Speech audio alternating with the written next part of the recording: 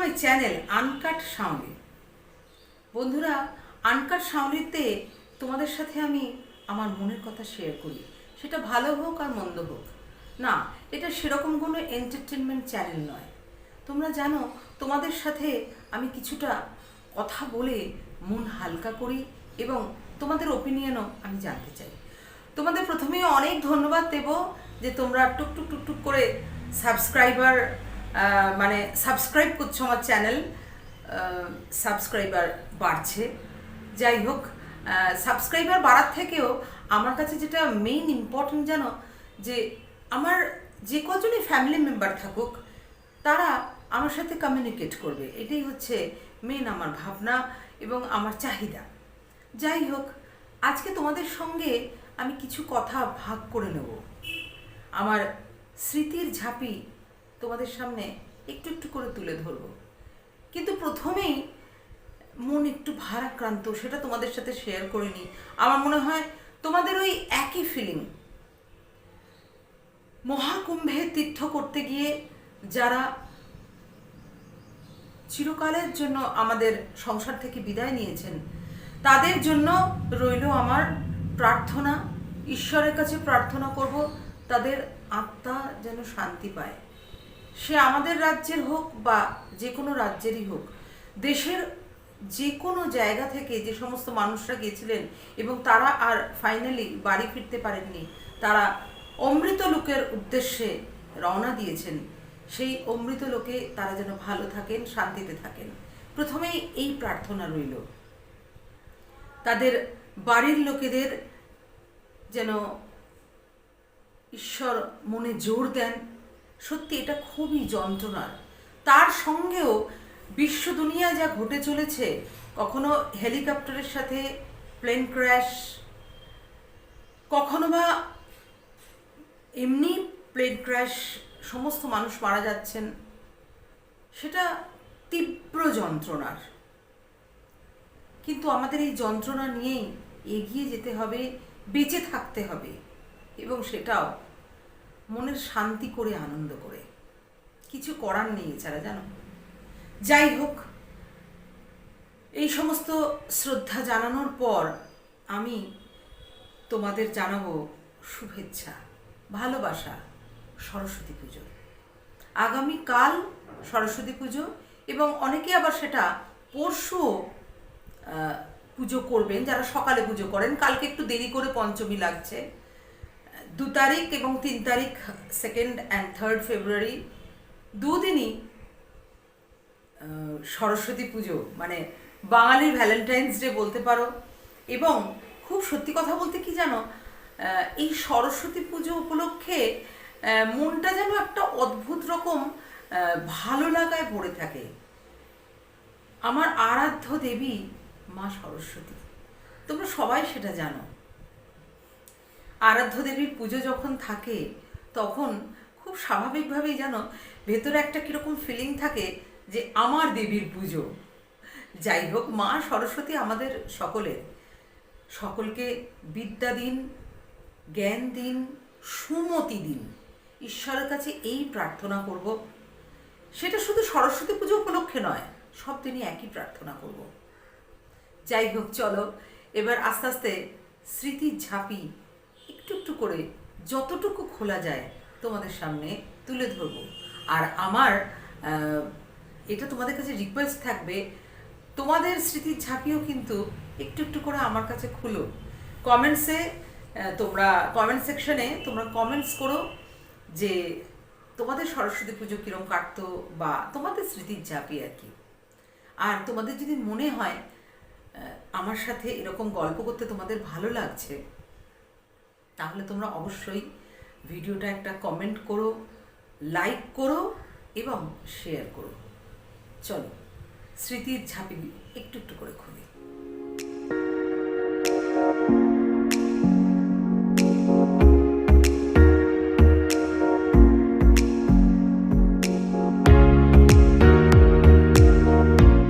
বন্ধুরা, স্মৃতির ঝাঁপি খোলার আগেও ওই আনকাট সাউনির চ্যানেলের জন্য কিছু কথা তোমাদের সাথে শেয়ার করতেই হয়। আজকে তোমরা আমার ব্যাকগ্রাউন্ড মিউজিক হিসেবে নানা রকম যানবাহনের শব্দ শুনতে পারবে, কারণ আমি ভিডিওটা একদম দিনের বেলা করতে বাধ্য হচ্ছি, কারণ সময়ের কমতি। তোমরা তো জানোই যে আমি শুধু একা নই, তোমরা সমানভাবে ব্যস্ত, সবাই আমরা বড্ড ব্যস্ত। সেজন্য আজকাল ভিডিও করার সময়টা ভীষণ কমে যাচ্ছে। কোনো সময় যদি চ্যানেলে তোমরা ওই শনিবার আমার যেরকম ভিডিও আসে সেটা যদি না পাও, তাহলে ভেবো যে আমি বড্ড বেশি ব্যস্ত আছি। যাই হোক, তবুও তোমাদের সাথে আড্ডা মারার লোকটা কিন্তু আমি ছাড়তে পারি না, তাই দিনের বেলাতেও বসে গেছি তোমাদের সাথে আড্ডা মারতে।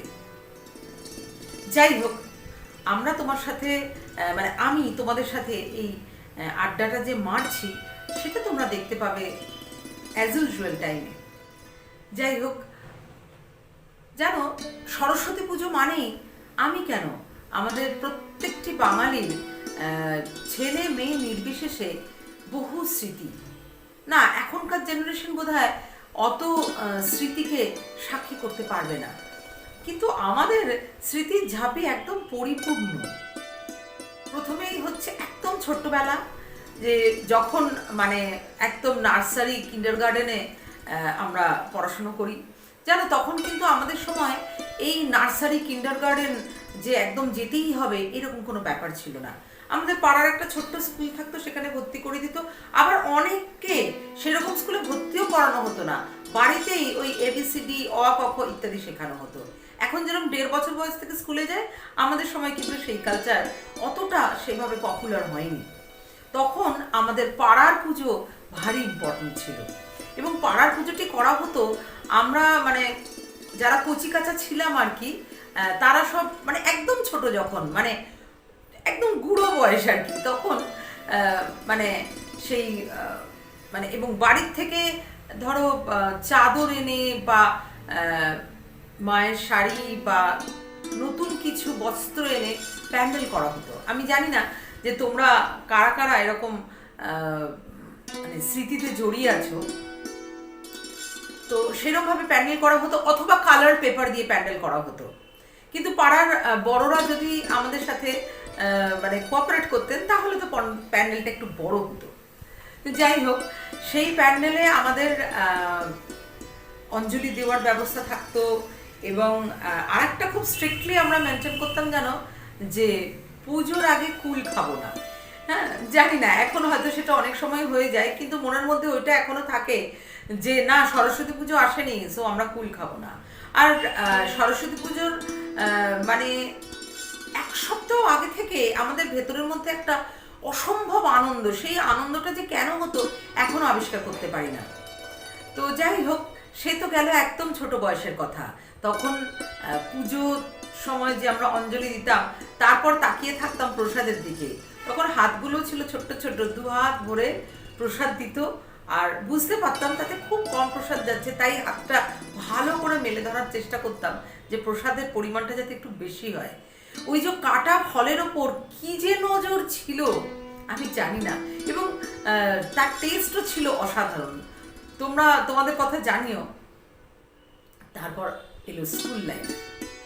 আমার মা যেন খুব স্ট্রিক্ট ছিলেন, মানে পুজোর দিন যত খুশি তোমরা আনন্দ করো, পুজোর আগের দিনও উনি সেইভাবে আমাদের প্রশ্রয় দিতেন না। মানে পুজোর আগের দিনও আমরা মনটা উড়ু উড়ু করতো, কিন্তু মা একদম প্রশ্রয় দিতেন না যে স্কুলে যাব বা সেখানে ডেকোরেশন কি হচ্ছে। তবে হ্যাঁ, একটা বয়সের পর স্কুলের বিভিন্ন রকম কাজে তো অংশ নিতাম, সেটাতে মা অবসর ছাড়তেন, কিন্তু পুজোর পরের দিন আবার ব্যাক টু প্যাভিলিয়ন পড়তে বসো। যাই হোক, তখন একটা সুযোগ থাকতো যে ওই বইপত্র, মিউজিক্যাল ইনস্ট্রুমেন্ট সব কিছু ঠাকুরের কাছে দেওয়া আছে, যদিও আমার মা সকালবেলায় সেগুলো মানে পুজোর পরের দিন সকালবেলা সেগুলো কালেক্ট করে আমাদের পড়তে বসিয়ে দিতেন। খুব রাগ হতো তখন। যাই হোক, এখন বুঝতে পারি তার গুরুত্ব। আর যেটা বলছিলাম, মানে এত কিছু কথা না, মানে সব কিরকম গুলিয়ে যায়। আমার মনে হয় তোমাদের মনেও এরকমভাবে সব চলতে থাকে, কলেজ লাইফের কথাগুলো বা স্কুল লাইফের কথাগুলো, একদম ছোট্টবেলার স্মৃতি।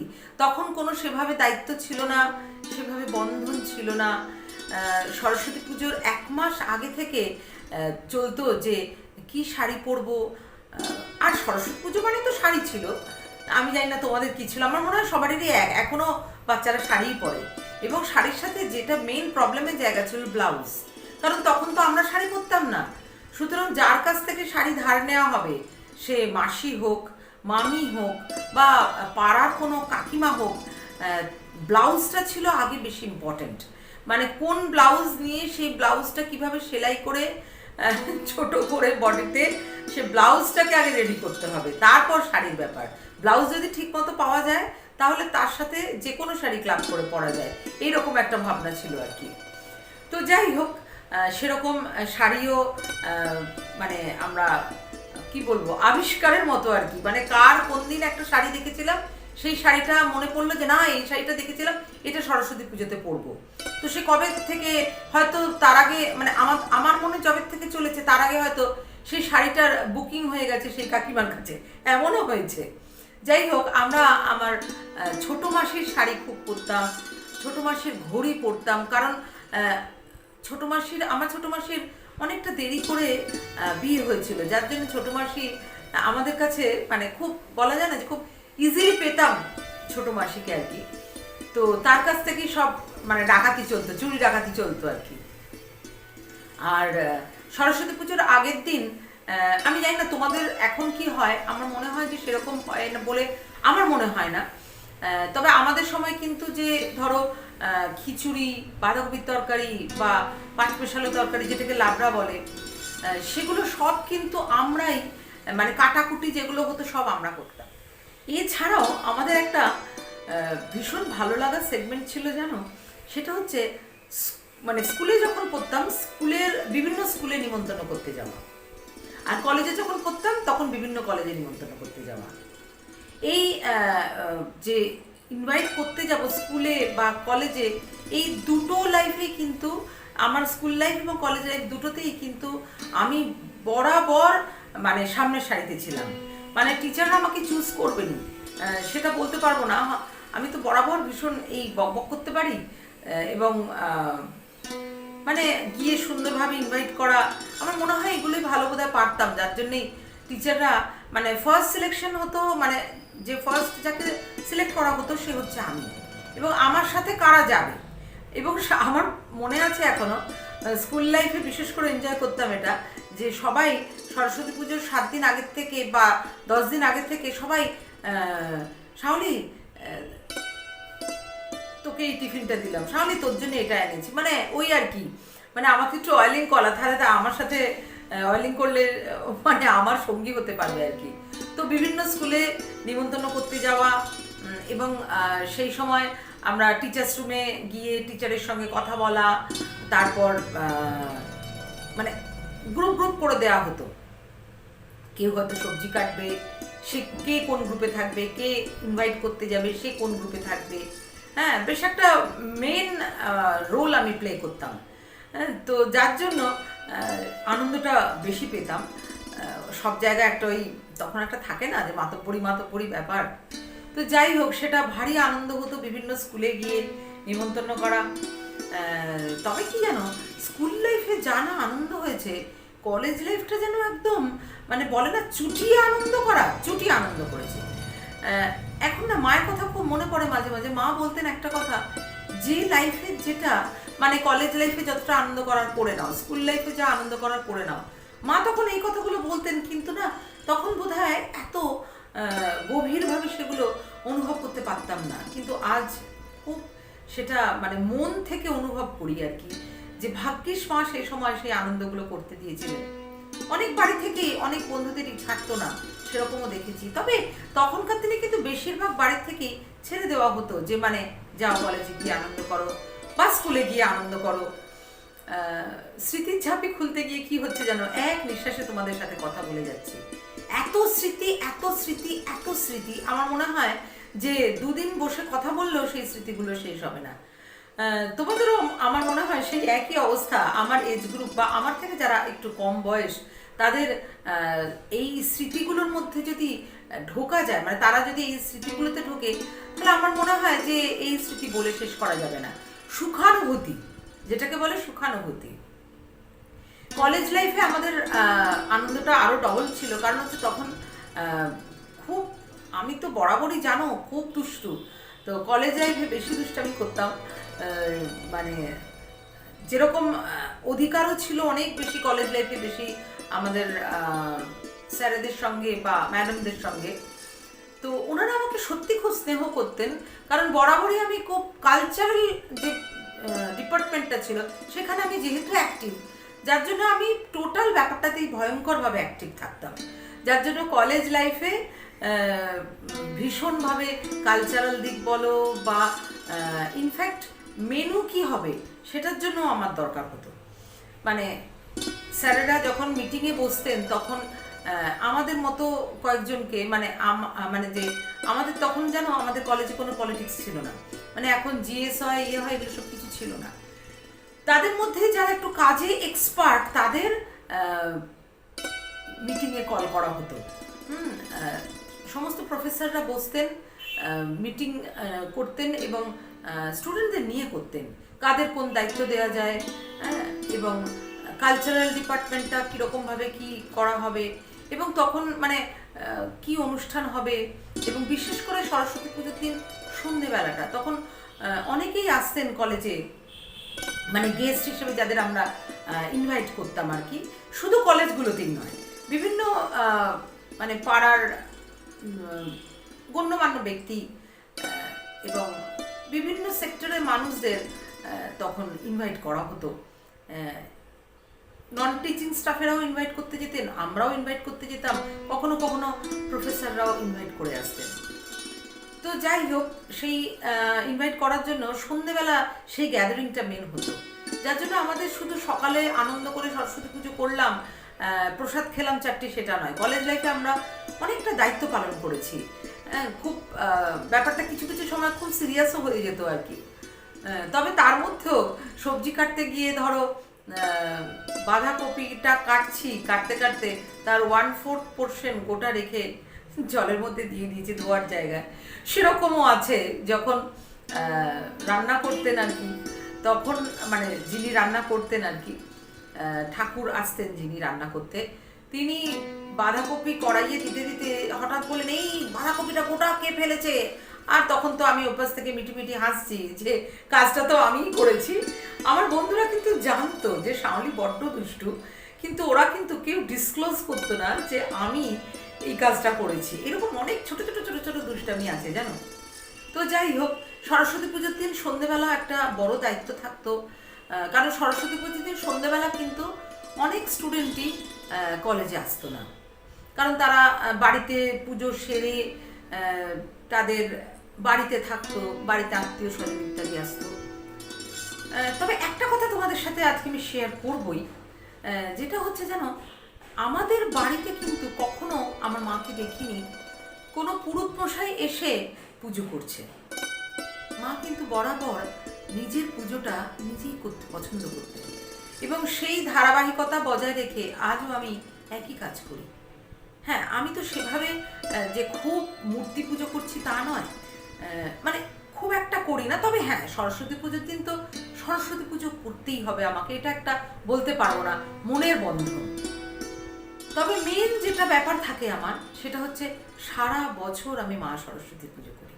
তাই সারাটা বছর ধরে যাকে আমি পুজো করছি তাকে একটা দিন ওইভাবে পুজো করা মানে আমার কাছে ঠিক মনে হয় না যে খুব জাস্টিফাইড।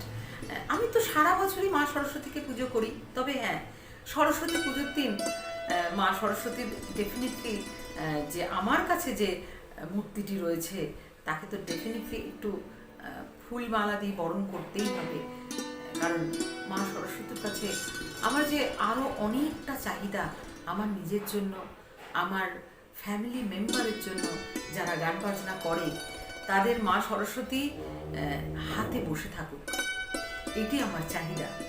এছাড়া তো মায়ের কাছে চাইবই যে আমাদের সৎ বুদ্ধি দিন মা, আমাদের বিদ্যা দিন, আমাদের ধৈর্য দিন। মা সরস্বতীর কাছে আমার মনে হয় সব কিছু চাওয়া যায়। আসল কথা, মা তো একজনই, কখনো আমরা তাকে দেবী দুর্গা রূপে দেখি, কখনো মা সরস্বতী রূপে দেখি, কখনো মা লক্ষ্মী রূপে দেখি, অথবা কখনো বা মা কালী। এটা সম্পূর্ণ আমার ভাবনা, তোমরা এর সাথে একমত নাই হতে পারো। যাই হোক, গ্র্যাজুয়ালি ইমোশনাল হয়ে পড়ছি। স্মৃতির ঝাঁপি খুললে আসল কথা বন্ধ হতে চায় না। যাই হোক, বললাম না, আমি বারবার সেই স্মৃতিতে তলিয়ে যাচ্ছি। খুব সুখ স্মৃতি। আমার মনে হয় না যে সরস্বতী পুজো উপলক্ষে কোনো রকম কোনো কষ্ট বা যন্ত্রণা ভেতরের মধ্যে আছে। খুব এনজয় করেছি সারাটা জীবন ধরে, এবং আমার যেটা বিশেষ প্রাপ্তি সেটা হচ্ছে আমি আজও এনজয় করছি প্রতিটা দিন, প্রতিটা মুহূর্ত মা সরস্বতীকে। মা সরস্বতী যেন আমার ওপর মানে টিল মাই কি বলবো, একদম শেষ দিন পর্যন্ত যেন মা সরস্বতী এইভাবেই আমাকে কৃপা করেন, তার পায়ের কাছে জায়গা দেন, এইটুকুই মায়ের কাছে আমার প্রার্থনা।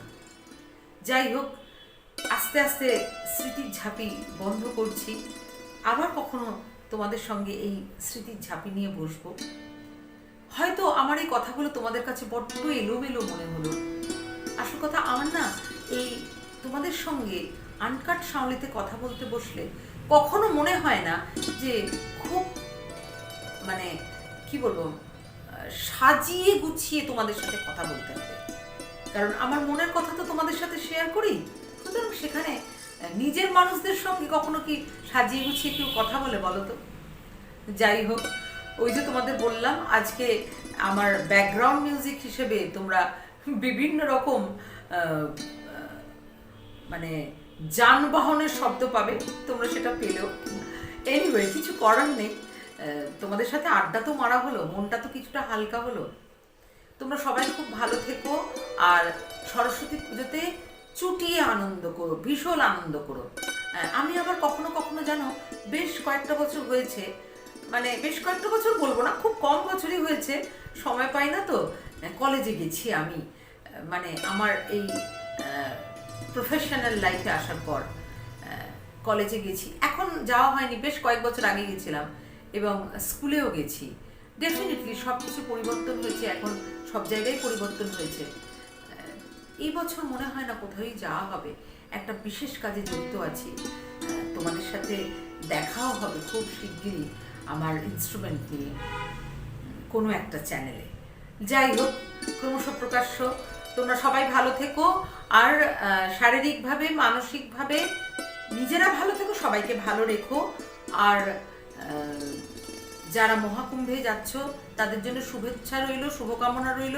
আর তার সঙ্গে এটাও তোমাদের সাথে যেটা বলার, মানে যেটা রিকোয়েস্ট থাকবে, সাবধানে যেও। পুণ্যি করতে গিয়ে এমন কোনো ভাবে তোমরা জড়িয়ে পড়ো না যে তোমাদের লাইফ রিস্ক হয়ে যায়। সবাই ভালো থেকো, সুস্থ থেকো, আর সরস্বতী পুজোতে খুব আনন্দ করো। আর তোমাদের জন্য রইল অনেক অনেক শুভকামনা, অনেক ভালোবাসা। খুব শিগগিরই দেখা হবে আমার একটা নতুন ভিডিও নিয়ে। ততক্ষণের জন্য টাটা।